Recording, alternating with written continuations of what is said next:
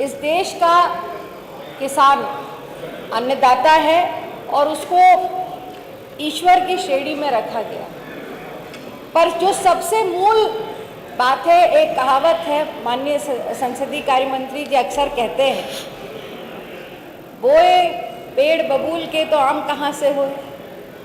अगर बीज की गुणवत्ता अच्छी नहीं होगी तो फसल भी अच्छी नहीं हो सकती।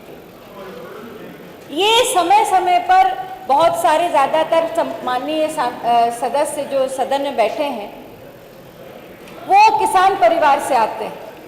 ये समस्या लगातार हम देखते आ रहे हैं कि खराब बीज की क्वालिटी से किसान को मिलती है, जिसकी वजह से उसकी फसल की गुणवत्ता में भी असर पड़ता है। और सबसे बड़ी बात यह है माननीय अधिष्ठाता महोदय कि जब किसान फसल बोता है, अगर उसकी फसल बीज की वजह से खराब होती है तो केवल उसकी फसल नहीं नष्ट होती, उसकी समय, उसका मेहनत और उसके परिवार की आर्थिक व्यवस्था जो पूरे एक वर्ष उस पर निर्धारित होती है उस फसल पर, वो भी उससे नुकसान होता है उसका। माननीय हमारे कृषि मंत्री जी, बहुत सम्मानित कृषि मंत्री जी हैं, हम सब के बहुत वरिष्ठ हैं। मैं माननीय मंत्री जी से 2 सवाल 3 अनुपूरक पूछना चाहूँगी आपके माध्यम से।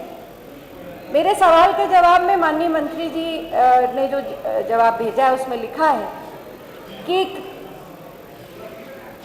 गुणवत्ता पर परीक्षण के लिए उत्तर प्रदेश बीज प्रमाणीकरण संस्थान द्वारा किया जाता है। बीज जब आता है उसके पहले ये जो इन्होंने संस्था है, ये संस्था उसको प्रमाणित करके भेज देती है और क्रय केंद्र पे ये बीज पहुंच जाते हैं। क्रय केंद्र पे बीज केवल, और ये बीज आते कहाँ से हैं? बहुत सारे ऐसे प्राइवेट ऑपरेटर्स हैं जो इन बीजों की उत्पादन करके उसका परीक्षण कराते हैं इस संस्थान में और प्रमाणित होने के बाद उसको किसान तक इन क्रय केंद्रों के द्वारा पहुंचाते हैं।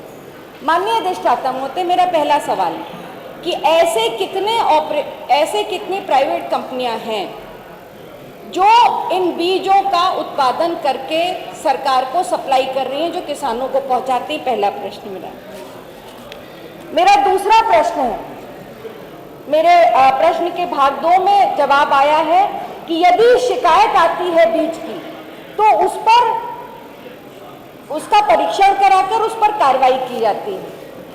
मैं माननीय मंत्री जी से ये जानना चाहती हूँ कि किसानों के भविष्य को जो समाप्त करने वाले ऐसे लोग हैं बिचौलिए, जो गलत बीज देते हैं और परीक्षण में उनके बीज की गुणवत्ता कम पाई जाती है, वो ऐसे कितने लोग हैं? कितनों का परीक्षण के बाद सरकार ने ऐसे कितने लोगों को, ऐसी कितनी कंपनीज को आइडेंटिफाई किया? क्या कोई सूची बनाई है और उन पर क्या कार्रवाई की?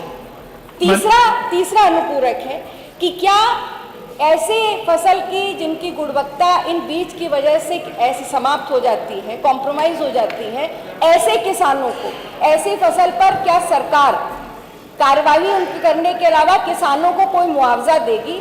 ये मैं पूछना चाहती हूँ। माननीय मंत्री।